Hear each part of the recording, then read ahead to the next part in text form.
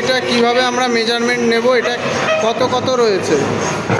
এটা 100x40x10। আচ্ছা।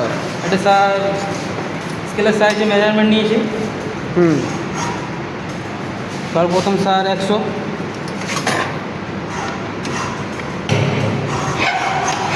এইটা।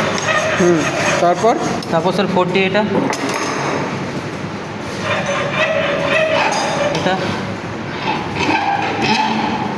আচ্ছা স্যার 10, এটা।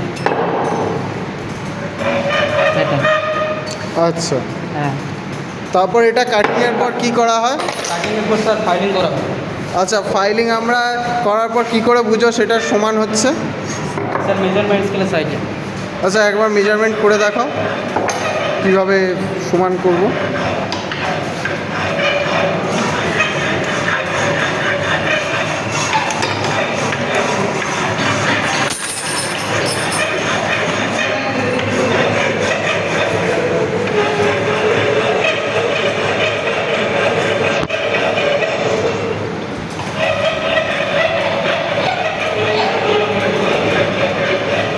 আচ্ছা, এইভাবে এটা হলে সমান হবে, তাই তো? ঠিক আছে।